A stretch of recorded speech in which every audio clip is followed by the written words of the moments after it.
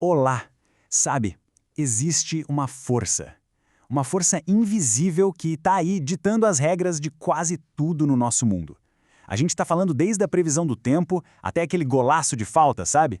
E hoje vamos desvendar os segredos por trás disso. A dinâmica dos fluidos. É a física por trás de tudo que flui. Bora mergulhar nesse assunto. Então, o nosso roteiro para hoje é o seguinte. A gente começa entendendo o que é, afinal, a dinâmica dos fluidos. Depois vamos ver uma espécie de batalha entre a ordem e o caos no movimento deles. A gente vai descobrir o segredo por trás da pressão, dar uma olhada nas equações mestras que governam tudo isso e, claro, o mais legal, ver como tudo isso molda o nosso dia a dia. E para fechar, vamos falar de um dos maiores mistérios da física hoje. Para começar, vamos pensar numa coisa que com certeza muita gente já se perguntou vendo um jogo de futebol. Como é que uma bola, depois de um chute, faz aquela curva no ar? Parece que está desafiando a gravidade, né? Pois é, a resposta para isso está toda escondida nos princípios que a gente vai ver aqui. Os princípios que governam o ar se movendo ao redor da bola. Fica a dica, no final esse mistério vai estar resolvido. Beleza, vamos lá. Primeira parte. O que é, afinal de contas, essa tal de dinâmica dos fluidos? É bem direto, na verdade. É a ciência que estuda tudo, absolutamente tudo que se move e que pode fluir. Bom, a definição mais formal diz que é o ramo da mecânica que estuda líquidos e gases em movimento. E o mais importante, tudo isso é baseado em 3 leis de conservação que são, inquebráveis. A primeira é a conservação da massa, que basicamente quer dizer que a matéria não some nem aparece do nada. A segunda é a conservação do momento, que é a boa e velha segunda lei de Newton, só que aplicada aos fluidos. Ou seja, para algo se mover, precisa de uma força. E por fim, a conservação da energia. Então tudo, absolutamente tudo que um fluido faz, segue essas 3 regrinhas. Agora a coisa começa a ficar interessante. Pensa assim, todo fluido tem meio que uma dupla personalidade. É sério. Uma hora ele pode se comportar de um jeito super organizado, previsível, e na outra vira uma bagunça completa, um caos total. Vamos ver como essa briga entre ordem e caos funciona. Olha só essa diferença. De um lado, a gente tem o fluxo que chamamos de laminar. Imagina um riacho, bem calmo, sabe? A água desliza em camadas, tudo bonitinho, suave, previsível. Agora, do outro lado, a gente tem o fluxo turbulento. Aí a imagem é outra. Pensa nas corredeiras de um rio bravo, ou na fumaça de uma vela se desfazendo toda no ar. É caótico, cheio de redemoinhos, super complexo. A grande questão é, o que faz um fluido escolher um caminho ou o outro? E a resposta para essa pergunta está aqui, o número de Reynolds. Pensa nele como se fosse o juiz dessa briga. O importante não é decorar a fórmula, é entender a ideia. Ele basicamente mede a queda de braço entre 2 forças. De um lado, a inércia, que é a teimosia do fluido em continuar se movendo. Do outro, as forças viscosas, que é tipo o atrito interno dele, a grossura do fluido, que tenta frear tudo. E esse juiz é bem claro nas suas decisões. De modo geral, se o número de Reynolds for baixo, ali abaixo de uns 2000, a ordem vence. O fluxo fica laminar, bonitinho. Agora, se o número passar de 4000, aí o caos assume o controle, e o fluxo vira turbulento. E no meio do caminho, entre 2000 e 4000? Aí é uma zona de transição, uma confusão. Ninguém sabe direito o que vai acontecer. Beleza, já entendemos os tipos de fluxo. Agora vamos para um dos segredos mais poderosos da dinâmica dos fluidos. É um princípio que, sério, explica como um avião voa e até como funciona um simples borrifador. É o princípio de Bernoulli. E o segredo é surpreendentemente simples. Olha só, onde a velocidade de um fluido aumenta, a pressão dele diminui.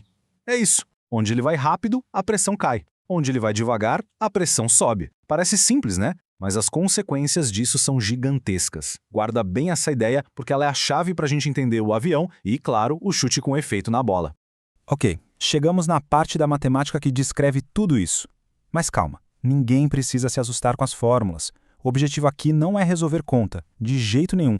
É só entender a ideia por trás delas, o que elas querem dizer.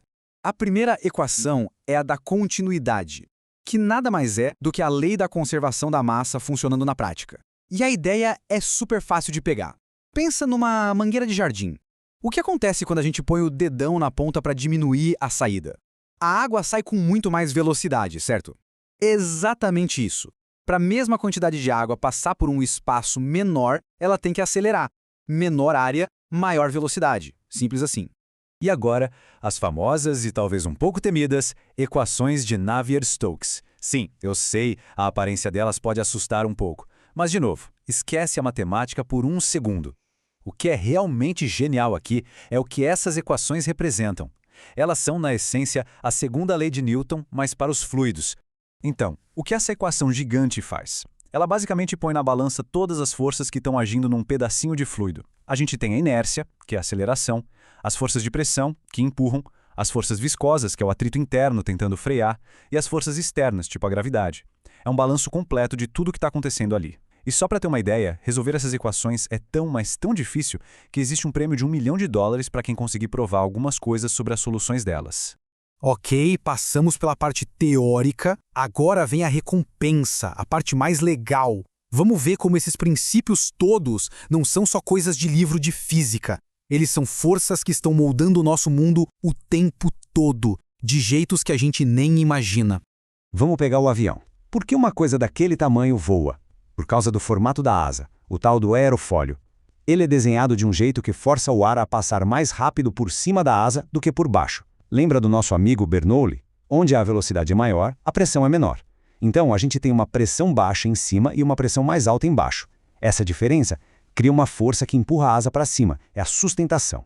Agora, num carro de Fórmula 1, a lógica é meio que o inverso. O objetivo é colar o carro no asfalto e, claro, cortar o ar da forma mais eficiente possível. Os engenheiros usam a dinâmica dos fluidos para esculpir cada pedacinho da lataria para guiar o fluxo de ar de um jeito que gere uma sustentação negativa, ou downforce, que empurra o carro para baixo e dá uma estabilidade absurda nas curvas.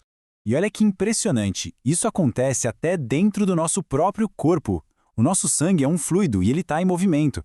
Médicos e engenheiros usam exatamente esses mesmos princípios para entender como o sangue flui pelas artérias. Isso ajuda a prever aneurismas, a projetar válvulas cardíacas que funcionem direitinho.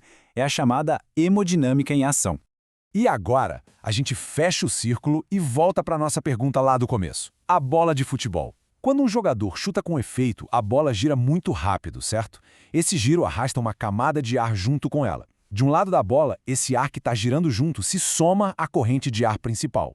Resultado, velocidade alta. Do outro lado, ele vai contra a corrente de ar, então a velocidade diminui. E quem aparece de novo? Bernoulli. Lado com mais velocidade, menos pressão. Lado com menos velocidade, mais pressão. Essa diferença de pressão empurra a bola para o lado, fazendo a curva. Esse é o famoso efeito Magnus. Mistério resolvido.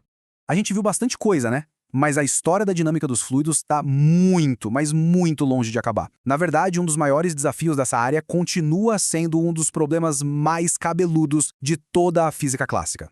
E o grande desafio tem um nome: turbulência. Lembra daquele fluxo caótico cheio de redemoinhos? Pois é. Mesmo com as equações de Navier-Stokes na mão, prever com exatidão como a turbulência vai se comportar ainda é uma coisa que tira o sono de muito cientista e matemático por aí. A gente consegue simular, consegue ter uma boa ideia, mas uma descrição perfeita, ainda não chegamos lá. E para fechar, fica aqui uma provocação.